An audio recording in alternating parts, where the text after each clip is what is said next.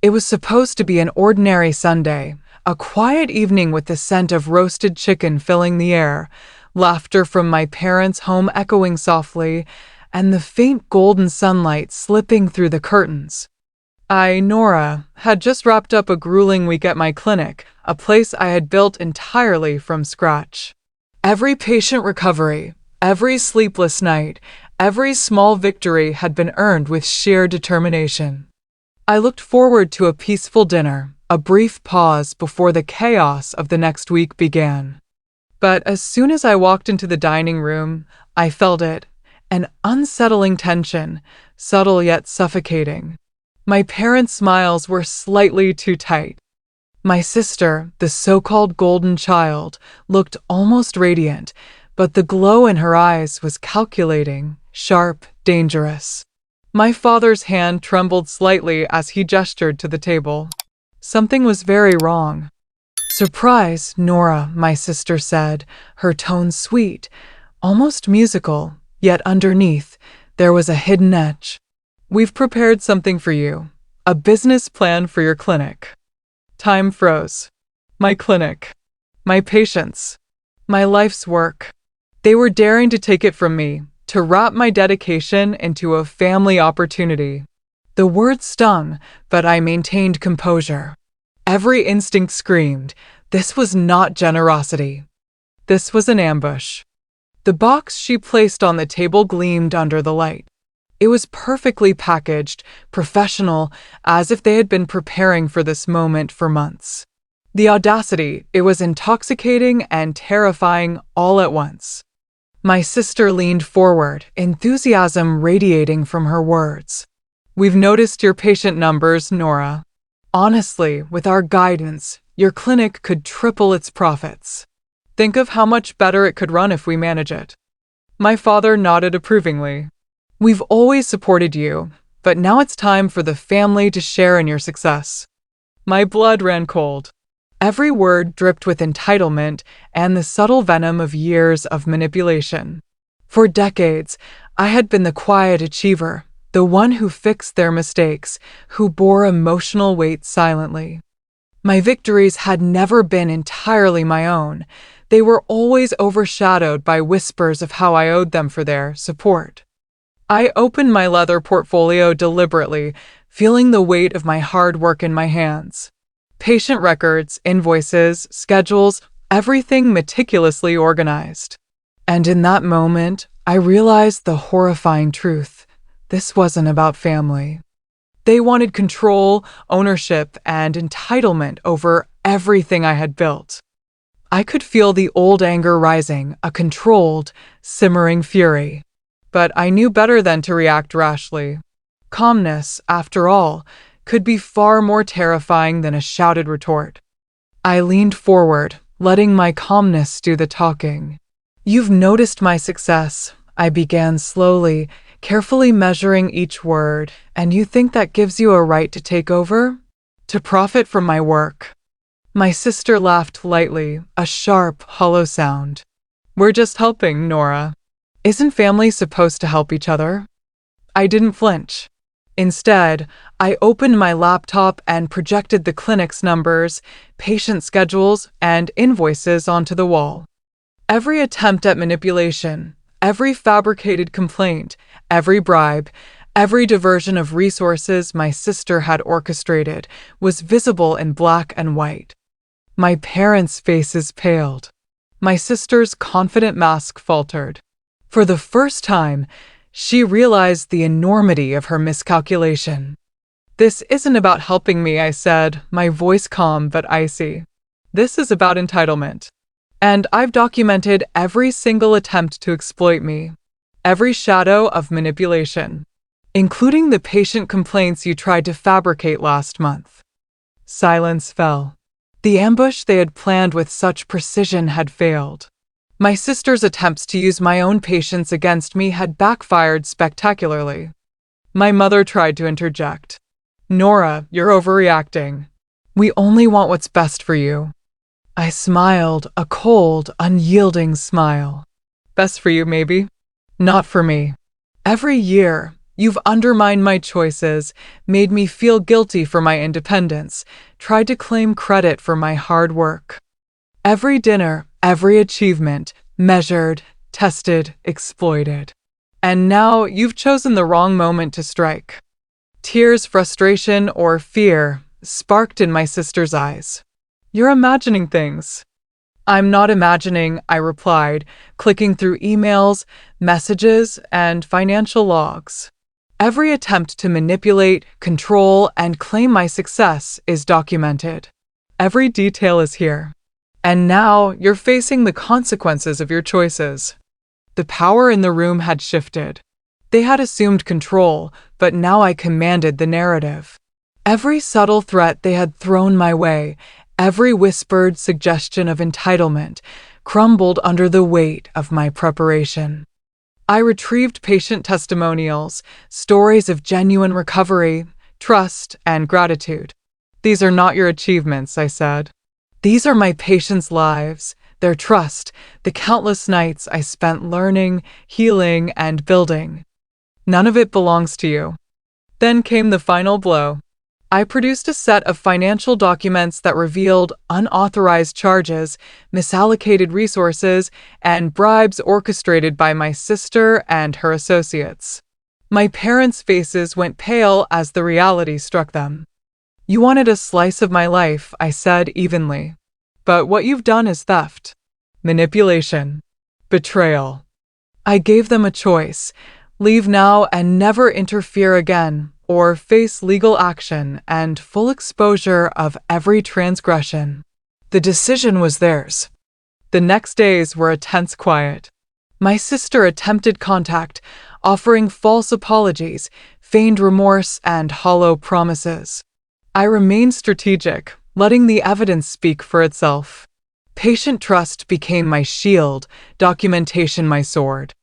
Every manipulation, every entitled demand, every subtle jab was countered precisely. Weeks later, formal notices arrived. My sister and her collaborators were barred from the clinic. Financial audits favored me completely. My empire remained intact. Justice had been served. I smiled quietly, ambushed at Sunday dinner, yet victorious. My empire, my life's work, was mine alone. I had survived betrayal, emerged stronger, wiser, untouchable. If you've ever felt invisible, manipulated, or exploited, remember this. True revenge isn't about anger. It's about reclaiming your power and ensuring justice is undeniable. The days following that tense Sunday were anything but peaceful. The air around my home felt thick with anticipation, as though the walls themselves were holding their breath, waiting to see how the next move would unfold. My sister, who once prided herself on being untouchable, seemed smaller in my mind now, her overconfidence shattered. Yet I knew better than to underestimate her. The game wasn't over, it had only shifted into a slower, more insidious phase. I returned to my clinic with a new perspective. The patients who relied on me, whose trust had always been my guiding principle, became my fortress. Every morning, as I stepped into the bustling lobby filled with anxious faces and familiar greetings, I felt the weight of responsibility and the power it carried. My work was no longer just healing bodies. It was a silent declaration to my family. I had control, and nothing could take that from me. But the ambush had left a mark. Subtle reminders of my sister's manipulation surfaced everywhere. The messages she had sent, the attempts to influence staff, the attempts to exploit patient records for personal gain. I decided the only way to ensure complete security was to systematically secure every vulnerable point. I spent nights meticulously reviewing protocols, encrypting sensitive data, and interviewing staff individually to gauge any lingering influence from my family. Then came the first true test of her persistence. A patient, one of my longest-term clients, received an anonymous call claiming there were discrepancies in their treatment plan, that I was unprofessional, and that the clinic's financial records were questionable. My stomach dropped. This was a direct strike, a calculated move to undermine not just my finances, but my reputation. I calmly asked the patient to forward me the details of the call. Within minutes, the source became clear. My sister's associate had tried to sow doubt. Instead of panicking, I turned the situation into a teaching moment for the patient, explaining the meticulous record-keeping we had at the clinic, reassuring them, and demonstrating that every protocol was transparent and verified. By the end of the conversation, the patient's trust was not just restored, it was stronger than ever. At home, I knew the confrontation would escalate. My sister, unaware of how closely I had documented every interaction, every attempted manipulation, was preparing her next move. I anticipated she might try to pit other family members against me or attempt to infiltrate the clinic directly. But I was ready. Every letter she had sent, every subtle attempt at coercion, had been catalogued, time-stamped, and preserved. One evening, I invited both of my parents and my sister to my clinic under the guise of discussing family involvement in operations. They arrived with confident smiles, convinced they still held leverage. They were wrong. I greeted them warmly, masking the tension simmering beneath the surface. "I thought it might be time to show you what goes into running a clinic," I said, leading them through patient files, treatment plans, and operational protocols. The display was impressive, professional, and intimidating in its clarity. Every financial movement, patient recovery, and staff schedule was transparent. My sister's smug expression faltered. "We just wanted to help," she said, trying to mask frustration. I stopped and looked directly at her. "You wanted to help by controlling what isn't yours. Let me clarify something. This clinic isn't a business for family exploitation. It's my life's work. And every attempt you've made to claim or manipulate it has been recorded." I handed her a folder, thick with printed emails, messages, and financial documents. Her eyes widened as she flipped through the pages. Every fabricated complaint, every bribe, every misdirection attempt was meticulously detailed. The air in the room changed. The power dynamic had shifted completely. But I wasn't finished. I called my legal advisor in and introduced them to my family without prior warning. The law, I knew, was impartial. It did not bend to entitlement or emotional manipulation.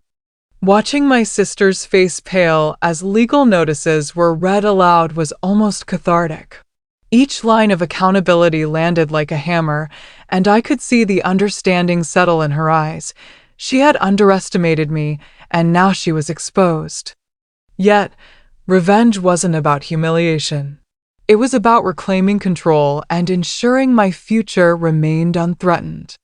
I systematically changed access controls at the clinic, ensured my finances were fully secured, and held private sessions with staff to reinforce trust and loyalty. Every attempt at further manipulation was neutralized before it could even take root. Weeks passed. My sister attempted a series of contacts, messages dripping with false apologies, calls filled with manufactured concern.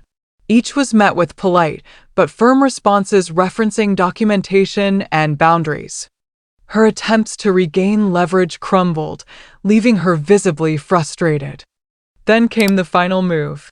I scheduled a family meeting, not at my parents' home, but in the clinic's conference room, with legal counsel present and all documentation displayed. My sister walked in, expecting perhaps a negotiation or a subtle persuasion attempt. Instead, she faced undeniable evidence, professional authority, and the certainty of justice. I spoke calmly, every word deliberate. "This ends today. Any future attempt to interfere, manipulate, or misrepresent the clinic will result in immediate legal action. You've been given every opportunity to act honorably, and every attempt to exploit, deceive, or control has been recorded and will be acted upon." The room fell silent. My sister, who once considered herself untouchable, now looked small and defeated. My parents, who had allowed subtle manipulation to go unchecked for years, were forced to confront the reality of their complicity. The legal notices were served immediately. My sister and her associates were barred from the clinic, with strict enforcement of non-interference clauses. Financial accounts were audited and secured entirely in my control. My staff, reassured by transparency and leadership, rallied around me more than ever. My clinic, my life's work, was mine alone. In the weeks that followed, the quiet hum of the clinic became a symphony of order, trust, and regained control. Patients flourished, staff thrived, and my focus remained on healing and building, not fighting shadows of entitlement. One evening, as I closed my laptop after another long day, I allowed myself a moment to breathe, to reflect. The ambush, the betrayal, the manipulation, they had all been real, but so was the outcome. I had turned every threat into evidence, every challenge into leverage, every attempt at control into a demonstration of my authority. Revenge, I realized, was not about shouting, confrontation, or spectacle. It was about meticulous preparation, patience, and unwavering adherence to truth and justice. And as I looked out the window at the calm night sky, I knew this. My clinic, my empire, my life's work, all of it was safe. I had survived the storm, emerged stronger, and left no room for doubt. If anyone ever doubted what it meant to defend one's life and legacy, I hope they remember this story. The quiet achiever, underestimated, can become unstoppable when patience, preparation, and unwavering resolve converge. And Nora? She had reclaimed her life, her clinic, and her peace. The ambush was a lesson. The revenge was inevitable. The victory undeniable.